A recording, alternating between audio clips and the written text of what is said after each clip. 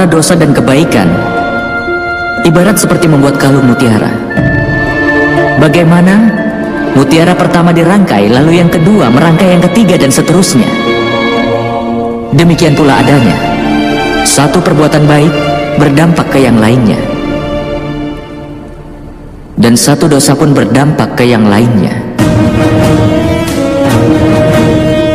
Penyebab dari dosa adalah kesombongan seseorang.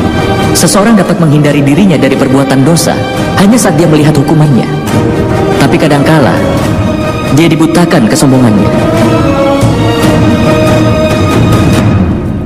Kebiasaan untuk berbuat zalim dan jahat akan membuatnya semakin sering melakukan itu. Tindakan membahayakan dan perbuatan tidak adil masih bisa ditoleransi. Itu juga termasuk kejahatan yang masih bisa diampuni dalam lingkungan masyarakat itu. Itu hukuman yang dapat langsung diputuskan oleh mereka. Masyarakat itu yang memutuskan hukumannya. Tetapi dalam tatanan masyarakat ini, hukuman atas sebuah kesalahan diputuskan oleh orang yang paling kuat.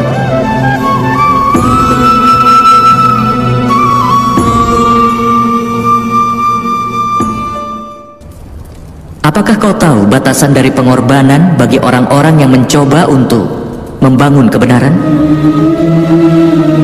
Batasan dosa dari orang-orang berdosa adalah akhir dari pengorbanan mereka. Dengan kata lain, sampai orang-orang berdosa dan dosa-dosa mereka diampuni, pengorbanan harus dilakukan oleh orang-orang yang membela kebenaran. Itu tidak dapat dipungkiri, kan teman?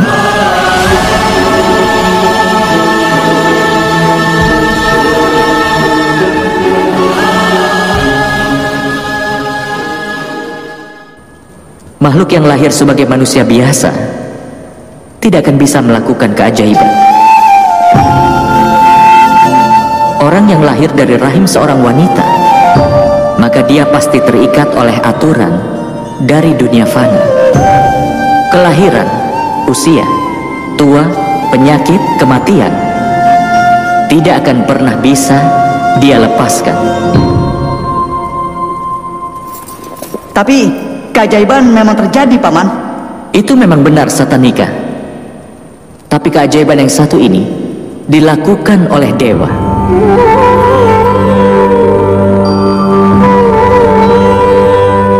Ketika orang dengan segenap ketulusan jiwa dan raganya mau menghapus kejahatan dan membangun tatanan hidup yang baik dan benar,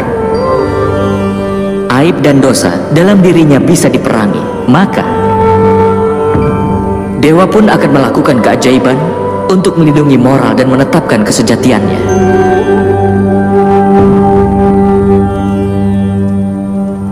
Ketika seseorang berserah dan membuang keegoisannya dan segala dosanya, dan dia pun sudah siap untuk mengorbankan segala miliknya, maka seluruh makhluk ciptaan akan diberkahi dengan mukjizat. Dan pengorbanan yang seperti itu telah dilakukan ibuku Dewaki, dan keajaiban pun terjadi di penjara itu, nak. Ini adalah keseimbangan penciptaan. Tapi dewa hanya melakukan mukjizat ketika ada manusia yang melawan hukum alam, namun kesejatian yang sebenarnya ada di dalam hati. Sehingga manusia jangan pernah menyerah untuk berjuang. Setiap kali seseorang berjuang untuk menghindari dosa, bahkan dalam bentuk perjuangan yang sekecil apapun, maka dewa akan melakukan mukjizat untuk melindunginya. Artinya, kalau kalian ingin mencari bantuan dari alam semesta ini dan juga dari para dewa, maka pertama-tama berserahlah dan jauhilah keegoisan dari segala dosa. Belajar tetap tegar di segala keadaan. Tapi ada satu kebenaran. Manusia seringkali lupa bahwa setiap partikel dari ciptaan merupakan bagian yang Maha Kuasa sendiri. Itulah sebabnya mereka selalu saja tetap terhubung. Seperti cara bunga menyebarkan aromanya di seluruh ruangan. Bau-bauan busuk pun menggunakan cara yang memang kurang lebih sama. Kebahagiaan